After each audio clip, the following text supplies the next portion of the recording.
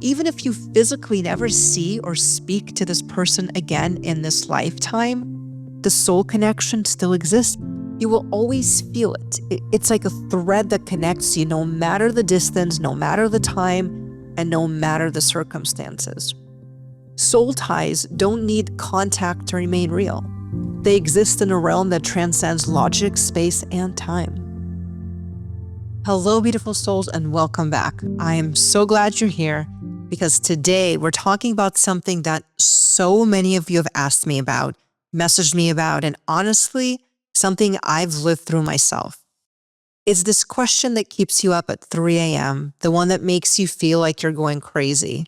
And that question is, why do I still love somebody who hurt me?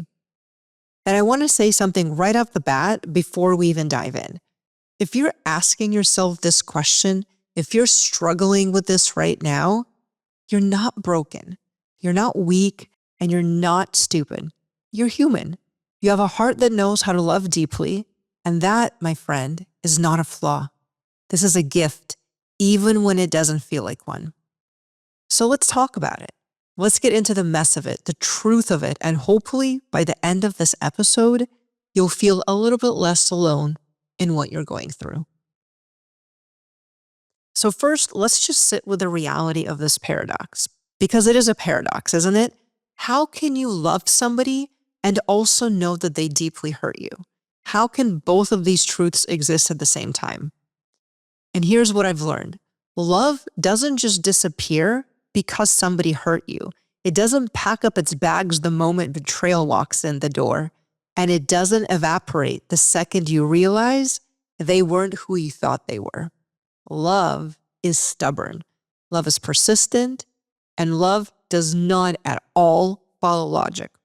You can know intellectually that somebody wasn't good for you. You can list out every red flag, every moment they let you down, and every time they chose themselves over you. Your brain can know all of that, but still your heart holds on. And here's why. You most likely have a deep soul connection with this person. Now, this isn't just about chemistry or compatibility or shared interest. This is something much, much deeper. Some people come into our lives and we feel them on a soul level. It's ancient and familiar and unexplainable. You meet them and it's like, oh, there you are. I've been looking for you. And when you have that kind of a connection with somebody, when it's a deep soul connection, it doesn't just go away because the relationship ends. It doesn't disappear because they hurt you. And it doesn't fade because you stop talking. Soul connections are everlasting. So even if you physically never see or speak to this person again in this lifetime, the soul connection still exists because it's eternal. You will always feel it. It's like a thread that connects you no matter the distance, no matter the time, and no matter the circumstances. Soul ties don't need contact to remain real. They exist in a realm that transcends logic, space, and time. And this is why you're still feeling this way. This is why your love for them doesn't make sense to your logical mind. This is why you can be doing all the quote unquote right things by blocking them, deleting photos, moving on with your life, but you still feel them. You still think about them and you still love them. Because you're not just dealing with a regular breakup. You're navigating a soul connection that was never meant to be severed, even if the relationship itself needed to end. So part of the challenge is that we live in a culture that expects us to just move on. Like there's some switch that you're supposed to flip. Somebody hurts you, move on. Somebody betrays you, move on. Somebody shows you they can't love you the way you need, just move on. But when you have a soul connection with someone, it's not that simple. And pretending that it is only makes you feel more alone in your struggle. The truth is, you can be angry at somebody and still love them. You can know they're not right for you and still miss them. You can understand that they hurt you and still care about their well-being. These things all can coexist. And the fact that they do doesn't mean you're doing something wrong. It means you're honoring a soul connection that runs deeper than the human experience. So let's talk about what it means to love deeply, to have what I call a deep heart and a loyal soul.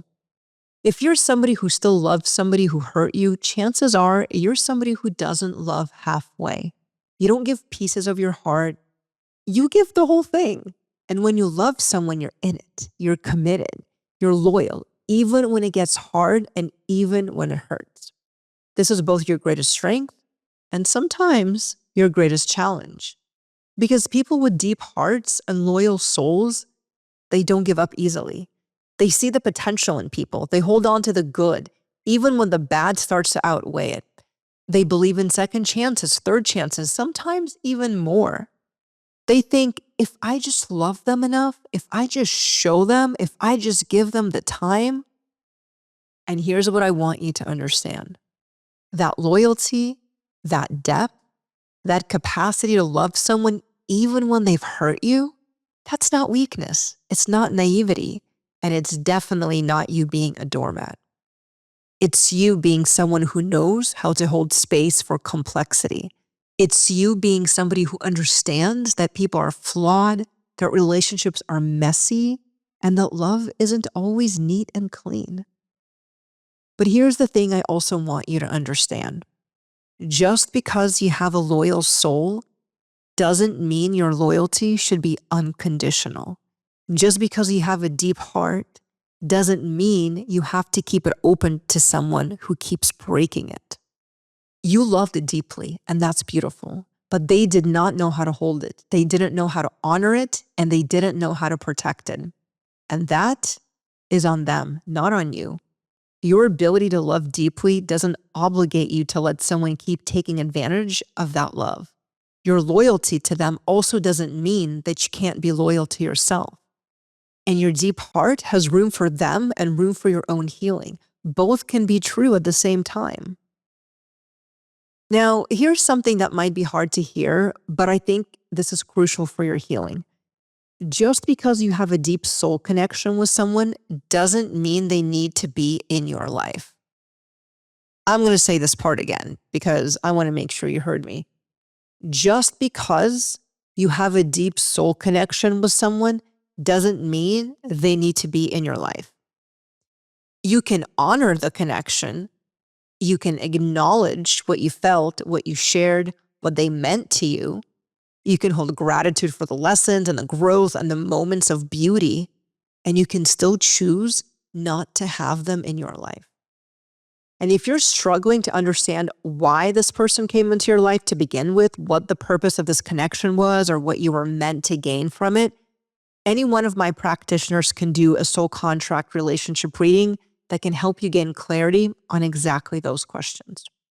These readings help you understand the spiritual purpose behind the relationship, what type of a connection you had with this person, whether it was karmic, a best friend bond, or maybe even a clash that was meant to teach you something, and what experiences your soul agreed to have through this connection. Sometimes just understanding the why can help you find peace with the what happened, right? And just to clarify, we're not able to determine if somebody is your soulmate through this reading, but we can look at the nature and purpose of the connection itself. If that's something that you're interested in exploring, you can find more information in the show notes. Another point to remember is that the connection doesn't require their presence. It doesn't require their participation, and it exists independent of whether they're standing in front of you or 1,000 miles away.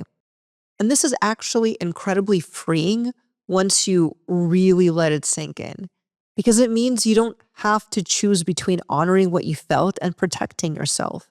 You don't have to pretend the connection wasn't real in order to justify walking away. You can hold both truths. This was real, and this is over. I loved you, and I'm choosing me. You can grieve what it could have been without making it your responsibility to fix it. I think so many of us get stuck in this place where we're mourning the relationship we thought we'd have, the person we thought they were, the future we imagined together. And we think that if we just try harder, if we just figure out the right thing to say or do, we can make it what it was supposed to be. But that's not our job. Fixing someone else, changing someone else, making someone else capable of loving you, well, that's not your responsibility. You can grieve, you can feel sadness of what didn't work out, you can acknowledge that it's painful to let go of the dreams you had, and you can do all of that while also accepting that some things are just beyond your control. Some people aren't ready. Some people aren't capable. Some people don't want to do the work. And that's not a reflection of your worth. It's not a commentary on your lovability. It's just the reality of where they are in their life at that moment. And you can't love somebody into growth. You can't sacrifice yourself on the altar of their potential. You can't make someone choose you when they keep choosing everything else. So now we get to the question I know that you're really asking, the one that keeps you stuck, the one that makes all of this feel impossible. How do I let go when my soul is still connected to theirs? Because that's the real struggle, isn't it? It's not about letting go of somebody you casually dated. It's not about moving on from someone who was just passing through. It's about trying to release someone when every fiber of your being feels tied to them, when you can feel them even when they're not there, when the connection is so deep that it feels like letting go would mean losing a part of yourself. And I'm going to be honest with you, this is not easy. There's no magic formula. There's no 5-step process that makes it painless, but it is possible. And it starts with understanding what letting go actually means when it comes to soul connections. First, you need to understand that letting go doesn't mean severing the soul connection. You can't sever it. That's the whole point of what we talked about earlier. Soul connections are everlasting. They exist beyond the physical realm. You can't just cut the cord and pretend it never existed. This is why cord cutting doesn't work, by the way. You can do a cord cutting ceremony, but the moment you think about them again with emotion, the cords reappear. So letting go isn't about destroying the connection. It's about changing your relationship to it. It's about honoring the connection while also honoring yourself. It's about acknowledging that, yes, this is real. Yes, this is deep. And yes, this matters. And also recognizing that just because something is real doesn't mean it's healthy for you right now. Think of it like this. You can have a soul connection with someone and still recognize that the earthly relationship isn't working. The soul recognizes the soul, but your human self, the one that has to live in this body, in this reality, with these wounds, your human self gets to make decisions based on what you need to survive and thrive. Your soul might be connected to theirs forever, but your life, your daily existence, your peace of mind, that doesn't have to include them. So how do you actually do this? How do you let go while still feeling connected? You start by accepting the grief. And I mean really accepting it, not rushing through it, not trying to logic your way out of it, and not pretending you're fine when you're not. You grieve what it could have been without making it your responsibility to fix. You mourn the future that you imagined. You cry over the person you thought they were, and you feel the loss of what you're choosing to walk away from. Because here's the thing, letting go of someone you have a soul connection with is a loss. It is. And trying to convince yourself that it's not, trying to minimize what you're feeling, trying to just be strong, that doesn't help you heal. That just buries the pain even deeper. Sometimes this loss feels like a death, and energetically it is. They're still alive, still walking this earth, but they're dead to you. And that's a different kind of grief. You're mourning someone who still exists, who you could technically reach out to, who's still breathing somewhere in the world, but they're no longer a part of your reality. They're no longer accessible to your heart. And grieving someone who's alive but gone from your life is one of the most disorienting kinds of pain there is.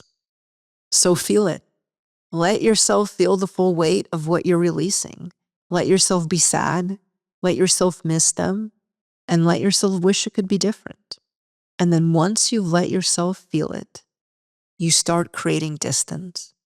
Not just physical distance, though that does help. I'm talking about energetic distance. emotional distance, mental distance. This means you need to stop checking in on them. You need to stop looking at their social media. You need to stop asking mutual friends about them. You need to stop creating reasons to stay in their orbit. And you need to stop energetically and psychically peeking into their life. And I know this is hard. I know every part of you wants to know what they're doing, if they're thinking about you, if they miss you, if they regret it. But every time you check, every time you reach out, every time you let yourself get pulled back in, you're feeding the connection instead of letting it settle into the background. The connection will always be there, but it doesn't have to be front and center in your life. It doesn't have to be the thing you're constantly tending to. You also have to start redirecting your energy. All of that love, all of that focus, all of that emotional energy you've been pouring into them, you have to intentionally redirect it into yourself, into your healing, into your growth, into your dreams, into the people who actually show up for you, and into building a life that feels good even without them in it. This isn't about replacing them. You can't replace a soul connection, but you can fill your life with so much goodness, so much meaning, so much purpose that their absence does not have to leave you empty. And here's something that might sound counterintuitive, but has been true in my experience. You have to practice sending them love from a distance and then releasing them. What I mean is this: when you think about them, when you feel that pull, instead of spiraling into, why aren't we together? What if we could make it work? Maybe I should reach out. You pause. You acknowledge the connection. You send them love genuinely. You wish them well and hope they find peace. And then you release them back to their own journey. You remind yourself that they have their own path and you have yours. You trust that if you're meant to reconnect, the universe will handle that. And if you're not, then this separation is serving you both in ways that you might not understand yet. This practice helps you honor the connection without being consumed by it. It lets you hold love for them without holding space for them in your daily life. You also need to reclaim your energy from the past. Stop replaying what happened. Stop analyzing every moment, every conversation, every sign you may have missed along the way. Stop living in the what ifs and the if onlys. What happened, happened. They hurt you. You loved them. It didn't work out. And no amount of mentally reliving it is going to change the outcome or bring you peace. Every time you catch yourself going back there, I want you to gently bring yourself back to the present. Remind yourself, I am here now. I am safe now, and I'm choosing myself now. Now, I want to mention something that can really support you through this process, and that's energy healing. I offer monthly energy healing sessions specifically designed to help you release these kinds of attachments, to help you reclaim your energy, and to support you in letting go while still honoring the connection. I have an entire library full of energy healing recordings that address everything we've talked about today: realigning soul connections, healing from heartbreak, calling your energy back from people and situations, and so much more. These sessions work on an energetic level to help you do the internal work that your mind alone can't always accomplish. Because sometimes you need more than just understanding. Sometimes you need actual energetic support to help you on the healing journey. And that's exactly what these sessions are designed to do. So if this is something you're interested in, again, check out the link in the show notes for all the details and information on how to access this library. I can tell you from personal experience that it was this energy work that finally helped me put my deep soul connection in this lifetime on mute. I'll share more about the story in a later episode, but for now, what I'll share is that I've had 16 lives with this guy, so our soul connection is very intense. And if it wasn't for this energy work realigning his energy out of my aura, he would probably still be living rent-free in my head, which I know many of you listening can relate to. So just know that this tool exists and it does work. And finally, and this might be the hardest part, You have to trust that letting go is actually an act of love for both of you. Sometimes loving somebody means releasing them. Sometimes the most loving thing you can do is step back and let them figure out their own journey without you trying to save them or fix them or show them what they're missing. And sometimes the most loving thing you can do for yourself is stop waiting for someone to become who you need them to be. Letting go when your souls are connected doesn't mean the connection was meaningless. It doesn't mean you're giving up on love, and it doesn't mean that you failed. It means you're mature enough to realize that connection and compatibility aren't the same thing. It means you're strong enough to choose your peace over the familiar pain. It means you love yourself enough to walk away from something that's hurting you, even when it also feels like home. The soul connection will remain, but you get to decide what role it plays in your life. You get to decide whether it's a living, active presence or a quiet knowing in the background. You get to decide whether you keep bleeding for it or whether you let it be what it is: beautiful, significant, and complete. So let's bring this home, because here's what I really want you to take away from this episode. Sometimes the most powerful love is the love you give back to yourself after someone else couldn't meet it. You spent so much time and energy and emotion loving someone who hurt you. You gave them your deep heart and your loyal soul. You offered them the kind of love that most people search for their whole lives. And they couldn't hold it. They couldn't honor it, and they couldn't rise to meet it. But you can. You can take all of that love, all of that devotion, and all of that loyalty, and you can turn it inward. You can give yourself the care you've been giving them. You can show yourself the grace you've been extending to them. You can be as patient and understanding and forgiving with yourself as you've been with them. This is not selfish. This is not giving up. And this is not proof that you didn't love them enough. This is you recognizing that you deserve the kind of love you've been giving away. This is you understanding that you can't pour from an empty cup. This is you choosing to be the person who finally shows up for you. You can still love them from afar. You don't have to hate them. You don't have to wish them ill. And you don't have to erase what you felt or pretend it didn't matter. So if you're listening to this and you're still struggling with loving someone who hurt you, I want you to know it's okay. You're not broken. You're not weak. You're just human. Your love does not make you foolish. Your loyalty does not make you naive, and your deep heart is not a liability. But it's time to extend that same depth of love to yourself. You can still love them, and you can still let them go. You can honor what was, and you can choose what's next. You can hold the soul connection, and you can walk away. All of it can be true. Thank you for listening. Thank you for being here. And remember, you can still love them from afar, and you don't have to keep bleeding for it. Thank you so much for being here with me today. For those of you just discovering this podcast, my name is Galiana, and I read people's soul contracts based on the sound frequencies of their birth name. By decoding your name, I'm able to see the karma you brought into this life, your unique talents, goals, and ultimately, your soul's purpose. If you'd like to go deeper and explore your own soul contract, I offer both digital readings and personal one-on-one readings. And if you feel called to experience the connecting with the Creator healing work for yourself, I invite you to join one of my live monthly energy healing sessions or explore the recordings in my membership. And if this episode resonated with you, it would mean the world if you'd leave a review. Your reviews help this message reach more people and bring more light into a world that so badly needs it right now. You can find all the links to all the things in the show notes. And if we're not connected on Instagram yet, I'd love to see you there too. I'm soul_contracts_practitioner.